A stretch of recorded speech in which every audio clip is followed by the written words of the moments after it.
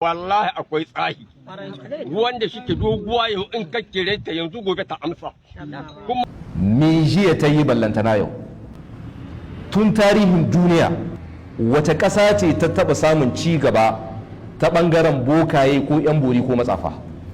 Babu. Mu da Allah muka dogara, ƙasanmu babu wanda ya sai kare ta sai Allah maɗaukakin sarki. Wannan magana tasu magana ce mai girma, magana ce haɗari ne wallahi ga ƙasa.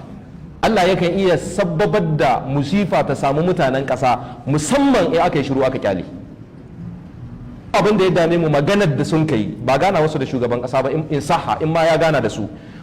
Shugaban ƙasa zai gana da kahiri ma, zai gana da kowa, na kowa ne shi. Amma furucin da suka yi cewa za su kama ƙasan mu agaji, aljannu da ko wasu abubuwa za su kare ƙasan mu, wallahi haɗari ne mai girma. Matsafi masharranci ne. Wasahiru min al-khasirin dauman wala yuflihu abada. Masihirci ko boka ko dan bori ko matsafi cikin hasara shiki, har abada ba zai taba samun nasara ba, babu nasara gare su. Shi yasa Allah ce wala yuflihu sahiru haisu ata, har abada masihirci ko dan bori ko matsafi ba zai taba samun rabauta ba haisu ata, a duk inda ya zo. Shari'ar musulunci ta tsaurara hukunci dangane da mutumin da yake boka ko matsafi. Shari'a ta tsananta sosai wajen hukunta su. Shi yasa zamanin Umar radiyallahu anhu, lokacin yana gaban mummunai, yana khalifa, arsala ila umara'ihi, ya aika ga dukkanin wakilai ne, gwamnoni ne, wa kataba lahum an iqtulu kulla sahirin wa sahira. Ya aika musu cewa duk wanda an ka kama boka ne ko matsafi a kashe shi, namiji ne ko mace. Haka yake hukunci. Kuma boka kai ya taɓa baka tsoro, kai ya kamata ya ji tsoronka.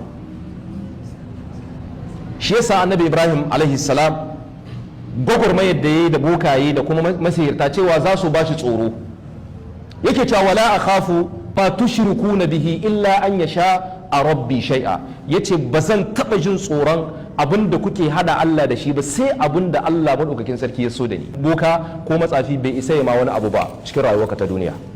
Wa ma hum bi darina bihi min ahadin illa bi idnillah. Ba su isa su cutar da kowa ba ko su amfanar da kowa sai abin da Allah maɗaukakin sarki ya so. Wai musulmi mai tauhidi ya zo yana jin tsoron boka ko yana jin tsoron wai matsahi. Wa kaifa akhafu ma ashraktum wa la takhafuna annakum ashraktum billahi ma lam yunazzil bihi alaikum sultana. Ta yaya kai mai tauhidi zaka jin tsoron wai boka? Wa kaifa akhafu ma asharaktum, ta yaya zai jin tsoron wasu layu ko wasu gudunmai, wasu abubuwan da kuke yi na hada Allah da wani? Wala takhafuna annakum asharaktum billah, ku ba ku ji tsoron ko hada Allah da wani ba? Kai ni baka ji tsoro na ba, ni zan jin tsoron ka? Aljannin ma mi zai iya yi bale kai kin? Haka annabi Ibrahim yayi, mushrikan zamani suka tsoratar da shi, bokayen suka tsoratar da shi, za su gigita shi, za su ba shi tsoro. Yace wallahi bana jin tsoron abin da wa kaifa akhafu ma asharaktum wala takhafuna annakum asharaktum billahi ma lam yunazzil bihi alaikum sultana. Allah yace fa ayyul fariqaini ahqqu bil amn.